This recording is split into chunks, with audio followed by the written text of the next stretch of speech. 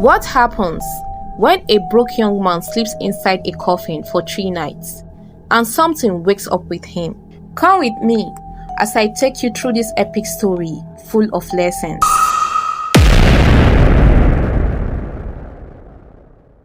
By the next morning, Michael's little sister still hadn't fully recovered. She was awake but weak. Her eyes looked tired. Her voice was faint. And she kept holding her head with small hands, like something was pressing it. Mommy, my head dey pain me. Mama Jumoke hugged her tightly, crying quietly. Sorry, my baby, sorry. Michael stood in the doorway, frozen. He couldn't breathe. He couldn't think. He felt like the ground under him was shaking. This wasn't normal sickness. This wasn't stress. This wasn't coincidence. The closer midnight came, the weaker his sister became. He checked the payment due note again. Friday midnight. His hands trembled.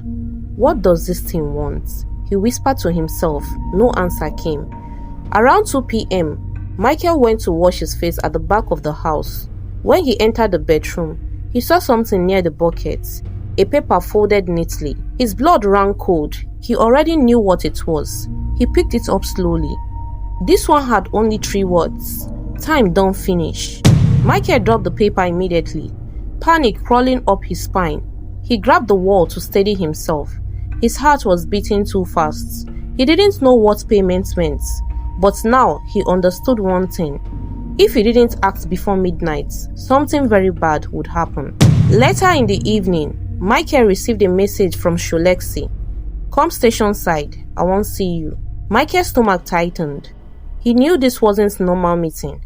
He knew he couldn't trust the gang leader. But he didn't have a choice. Before leaving, he checked on his sister again. Her body felt cold. Her breathing was slow. Her eyes half closed. Mommy, Michael whispered, kneeling beside her. Carry her go church this night. No stay house. Why? She asked. Michael shook his head, tears gathering. Mama, please, just do am. She looked at him like she wanted answers, but she nodded slowly. Okay. He kissed his sister's forehead and left. On the way to the station, his mind kept racing. Every shadow made him jump. Every reflection made him turn sharply. He felt washed and followed. When he arrived at the station's entrance, 2 boys walked towards him. You be Michael Adeniyi? One asked. Yes, He replied. come with us. Before he could ask anything, they grabbed him by the arms and led him inside. He didn't struggle. He didn't have the strength. Inside the small room, he saw Sholexi, sitting comfortably on a plastic chair, smiling like they were at a birthday party. Mike, He said smoothly. you don't arrive. Michael's heart slammed in his chest. Waiting I do. Sholexi leaned forward. Why you dey disappear? Why you dey avoid boys? Why you dey act like person wey get secrets? Michael swallowed hard. I dey go through something. I no ask you that. Sholexi said sharply. I dey ask why you dey move like person wey go spoil business. Michael stepped back slowly. I no spoil anything. You better know, Sholexi said calmly. because I dey watch you. He stood up and moved close to Michael. And if you mess up, just know say streets no dey forgive. He tapped Michael's chest with 2 fingers and walked out of the room. The 2 boys followed him, leaving Michael alone. He sat down slowly, shaking. Everything was coming at him at once. The gang, the spirits, the police, his sister. He put his head in his hands, breathing fast. At a point, he felt movement in the corner of the room. Very slowly, he looked up. His heart stopped. Someone was standing there. At the far corner, near the wall, half in shadow, half in the faint lights, it was TJ. Same clothes, same look, but his eyes were empty. His head was slightly tilted like he was listening to something Michael couldn't hear. Michael's mouth fell open. TJ! TJ didn't respond. He didn't blink. He didn't move. He simply watched Michael, quietly, sadly, like someone who wanted to speak but had forgotten how. And then, he disappeared. Michael jumped to his feet, shaking uncontrollably. Now he was sure TJ wasn't missing. TJ wasn't hiding. Whatever took TJ was coming for him next. Michael could not forget what he saw in the station. TJ standing in the corner like a silent ghost. The image followed him everywhere. Even when he blinked, he saw it again. By the next morning, he looked like he hadn't slept in days. His mother kept asking questions, but he kept dodging her. His sister looked a little better, but still weak. Her breathing was light, and she kept holding his shirt whenever he walked past her. Brother Mike, don't go anywhere, she whispered. Those words almost broke him. If anything happened to her, he would never forgive himself. Around noon, Detective Kayode returned. He didn't waste time with greetings this time. He walked straight to Michael. Michael, come outside. I want to talk to you. Michael followed him quietly to the side of the compound. Kayode crossed his arms. I know you are hiding something, and whatever it is, it's eating you. Michael swallowed. Officer, I can't talk. You don't have a choice, Kayode said firmly. I have seen boys like you. When someone disappears, the closest friend is usually the one who knows the truth. Michael shook his head. I no do anything. I didn't say you did, Kayode replied calmly. But you know something, and people around you are getting hurt. If you don't talk, more people will be dragged into this. Michael looked away, blinking fast. Kayode continued, softer now. Michael, your sister collapsed yesterday. Do you think that is normal? Michael felt tears in his eyes. Officer, everything they choke me. I don't even know where to start. Start anywhere, Kayode pressed. I can help you. For a moment, Michael looked like he wanted to confess everything. The ritual, the coffin, the shadow, the warnings. But fear held his tongue. He lowered his head. I no fit talk. Not yet. Kayode stared at him for a long moment, then sighed heavily. If you don't talk soon, you may lose more than you expect. He walked away slowly. Michael remained standing there, shaking. That night, around 9 p.m., Michael stepped out to buy bread for his sister. As he walked past a quiet part of the street, two boys suddenly appeared behind him. Before he could turn, one grabbed his shirt from the back. Mike! One hissed. Why you dey do anyhow? Michael shrugged. Leave me, wetin I do? You dey hide something, the second boy said. Sholexi say your movements no clear. Michael tried to break free. I no hide anything. Lie! One of them yelled and punched him in the stomach. Michael fell to the ground, gasping. The boys moved closer, ready to beat him badly, maybe even kill him. As the first boy raised his fists, something strange happened. Michael felt it before he saw it. A cold pressure behind him, like someone tall was standing right over him. The street lights flickered.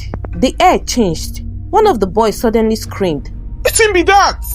The second boy stepped back fast. Guy, something there behind them. They looked terrified, eyes wide, bodies shaking. Michael turned his head slightly and saw it too. A tall dark figure standing directly behind him. Not touching him, just watching. The boys panicked. Run! One shouted.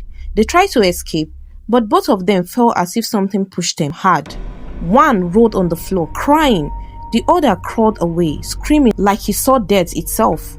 Michael sat up slowly, breath shaking. He stared at the dark figure. It didn't move. It didn't speak. It just stood there like it was guarding him. Then it slowly faded into the darkness, disappearing completely. Michael's heart slammed in his chest. What are you? He whispered. Unknown to Michael, Detective Kayode had been following him from a distance. He suspected that Sholexi's gang wanted to harm him that night, so he came quietly with his phone camera recording. Kayode captured everything. Not clearly. The street light was dim, but enough. He saw the boys attacking Michael. He saw them suddenly screaming. He saw them being pushed by something invisible. And he saw a shape behind Michael, not fully human. After the boys ran away, Kayode lowered his phone slowly. What in God's name did I just see? He muttered. For the first time in his career, the detective felt fear move through his body. This was no normal criminal case. Something else was involved. Something beyond police work. Something older. Kayode's eyes remained on Michael as he stood up slowly, looking lost. Michael! He whispered to himself. What exactly are you mixed up in? Michael couldn't sleep after the attack. His body felt weak, but his mind was racing. The shadow that protected him, the boy screaming, the detective watching. Everything felt too much. But one thing kept disturbing him more than anything. Ask your mother the truth about your father. He had been avoiding that conversation, but now he needed answers. Early the next morning, he found his mother sitting on the edge of her bed, quietly praying. Her voice was shaking. "Mama," he said. She looked up. Her eyes were already wet. Michael, you scared me last night. Where did you go? Why didn't you come home early? He sat beside her. "Mama, you said Papa did something before he died. Tell me everything, no hide anything again, please." She closed her eyes briefly, then nodded. Your father, he was a good man. She began. But life was heavy on him. Things were hard. He couldn't feed us well. He felt like a failure. Michael looked down. He knew the feeling too well. One day, she continued, someone told him about a man, a spiritualist who could help with wealth. Your father didn't want to go. But after rent wahala, hunger, bills, he broke. Who was the spiritualist? Michael asked quietly. His mother swallowed. His name is Baba Igun. Michael's body went cold. She continued, voice trembling. Your father went there secretly. He didn't tell me at first. But I knew something was wrong. He started acting strange, quiet, always waking up at the same time every night. Michael's chest tightened, same as him. One afternoon, he broke down in tears and confessed. He said he did only one night inside a coffin. One night, but he felt something entered him. Something cold. Her voice cracked. He wanted to stop. He begged the man to cancel the ritual. But Baba Igun told him that stopping meant death. Your father refused. He ran home. Michael's breathing slowed. His hands were shaking. The next morning, she whispered, he started coughing blood. Doctors said it was nothing they recognized. By the third week, your father was gone. Michael wiped his face with his palm. He felt like his whole body was shaking. "Mama, why didn't you tell me about this earlier?" he asked. She looked at him with pain. Because I prayed you would never walk the same road. I prayed poverty wouldn't push you into darkness. A tear rolled down her cheek. Michael bowed his head, guilt flooding him. Meanwhile, Detective Kayode had gone back to his office early that morning. He replayed the footage he captured the night before. The boys attacking Michael, the invisible force pushing them, the faint shape behind Michael. He paused the video and zoomed in. The image was blurry, but there was definitely a shadowy outline behind the boy, something human-shaped but not solid. Kayode leaned back, rubbing his forehead. "This is beyond crime," he whispered. "This is deeper." He opened an old case file from 9 years ago, the ritual murder case he mentioned earlier.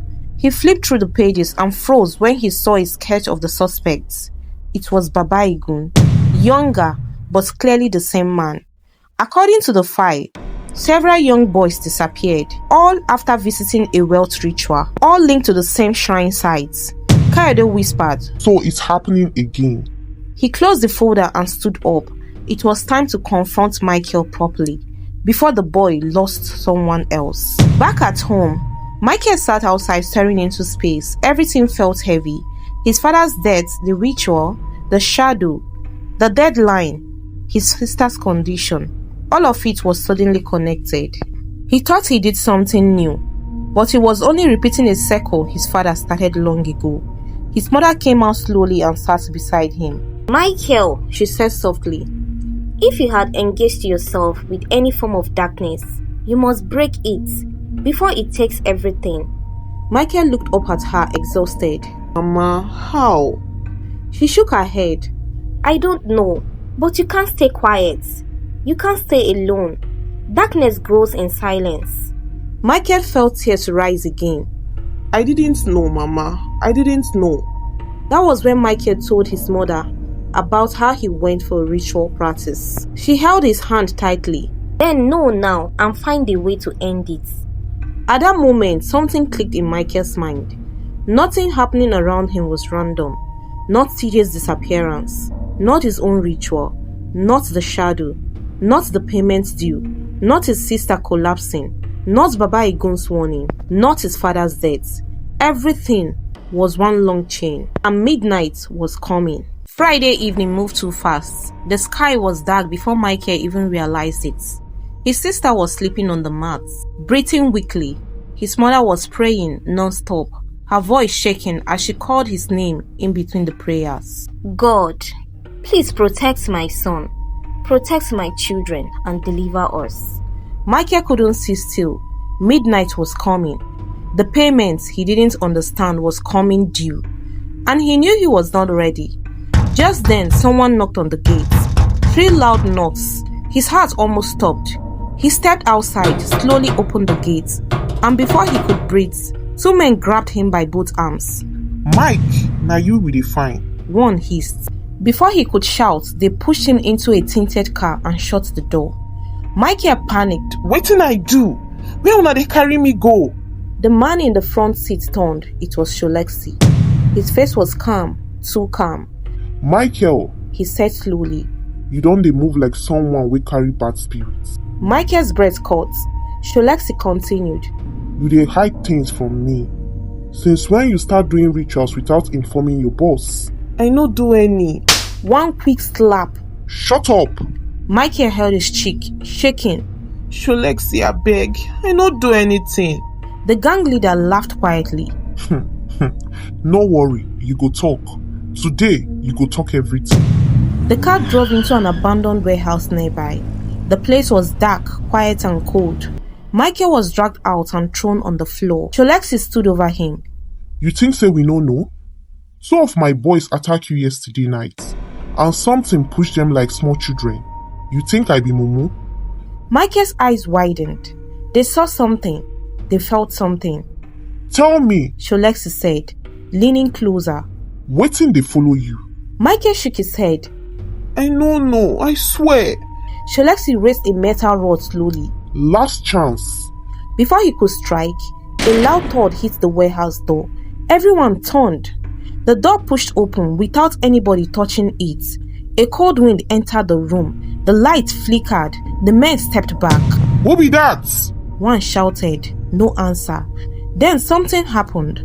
The same thing from last night. A dark presence entered the room, invisible yet heavy. Michael felt it behind him, like a tall figure, standing just over his shoulder. Sholeksi sensed it too. Wetin be this?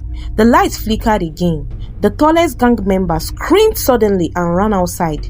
The others followed, tumbling over chairs and tools. Even Sholeksi backed away, breathing fast. Michael remained on the floor, shaking uncontrollably. He didn't need to turn around. He knew what was behind him. The presence stayed for a few seconds, then disappeared, leaving only silence. Sholeksi pointed at Michael with terror in his eyes. You! Something dey follow you. I no wan see you again. If you step near my boys, I will kill you myself. He ran out of the warehouse. Michael sat alone, chest rising and falling fast. The shadow had saved him again. But why? As he walked out of the warehouse, someone stepped out of the dark corner of the street. Baba Igun. Michael froze. Baba, abeg help me. I don't understand anything again. The old man's eyes were cold. Tonight is the night. Midnight. The spirits will come for what belongs to it. Michael shook his head. What does it want? Money? Blood? Wetin exactly? Baba Igun stepped closer. Your shadow, your life force, your essence. It created a bond with you the night you entered the coffin. Michael stumbled back. Bond? Baba, I don't know that one. You thought wealth comes for free? Baba hissed. You thought spirits work for charity? You owe something. Michael breathed rapidly. So, wetin I go do? Tell me, how I go pay? Baba Igun stared at him for a moment, then said something that made Michael's legs nearly give way. You must replace yourself. Michael frowned. Replace? Replace with who? Another person. Baba said. Someone will take your place in the contract. Someone who will enter the coffin willingly or by force. Michael's heart shattered. No! He whispered. I no fit do that. I no fit kill person. You already started the process. Baba replied. If you don't replace yourself, the spirits will choose one person close to you. Your sister, your mother. Michael grabbed Baba's arms desperately. Baba, beg, help me. Baba pulled him away. The decision is yours. He turned to leave.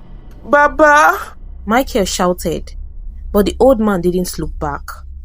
Michael couldn't go home. He was afraid the spirit would attack his family. He ran toward an unfinished building nearby and sat inside, breathing fast, holding his head. Tears filled his eyes. God, wetin I go do?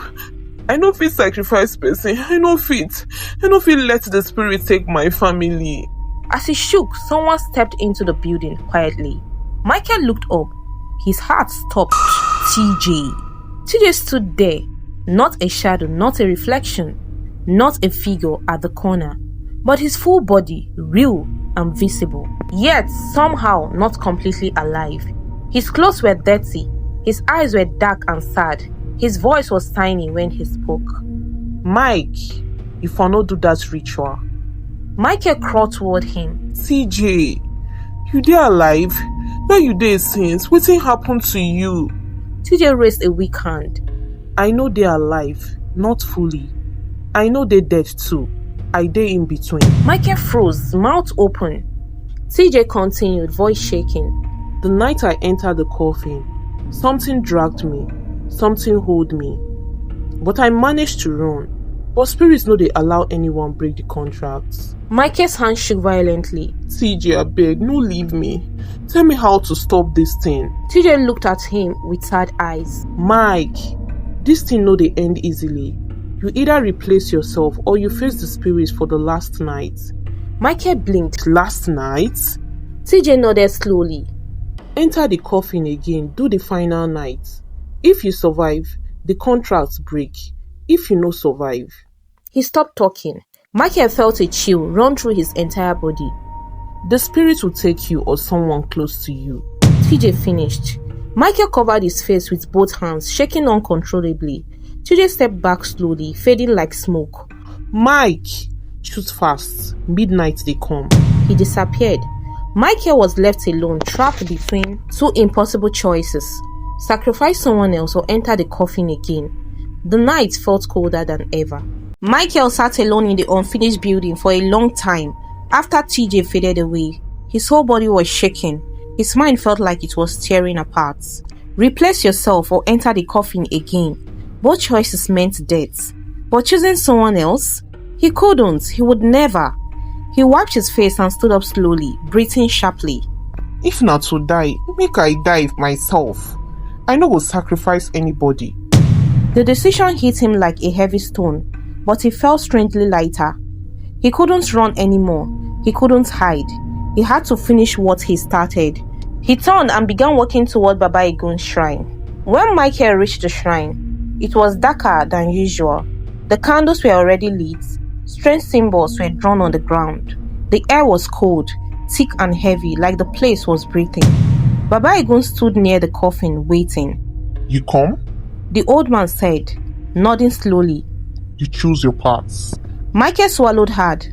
I no fit sacrifice person, so I go do the last night. Baba Egun stared at him. You sure? Michael nodded. Yes, I ready. Baba stepped closer. This night no be play.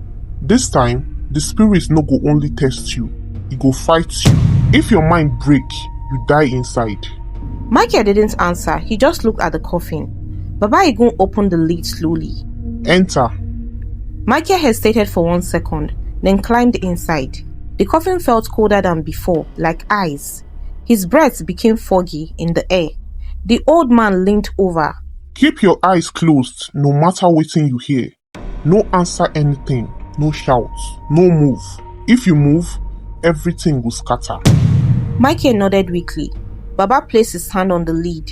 You know they do this only for yourself. You dey do am for your family too. Michael's eyes filled with tears. Then the lid slammed shut. Total darkness. At first, everything was quiet. Then the cold started. It crept from Michael's feet up to his chest. His breathing became shallow. He tried to stay calm. He tried to remember his decision. He tried to hold the darkness back. Then he heard footsteps. Slow, heavy, inside the coffin. Impossible, it was happening. But something touched his leg. Cold, rough, not human. Michael squeezed his eyes tighter, shaking badly. Michael! A voice whispered inside the coffin. It wasn't TJ. It wasn't Baba. It wasn't human. Michael! Open your eyes. He didn't answer. He didn't move. The voice grew deeper, stronger and angrier. Open your eyes! Michael bit his lips and kept them shut. Then something grabbed his ankle and pulled hard. His body slid down inside the coffin. He gasped but didn't shout. He held onto the wood with shaking hands. The voice laughed, a dry rattling sound. You cannot escape.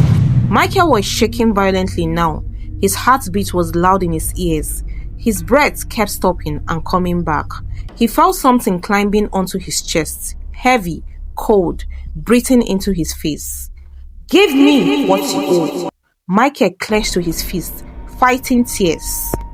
I not owe you anybody, he whispered. The lid shook violently, like someone was banging it from the outside. Meanwhile, Detective Kayode was racing through the dark bush path with his flashlights in hand.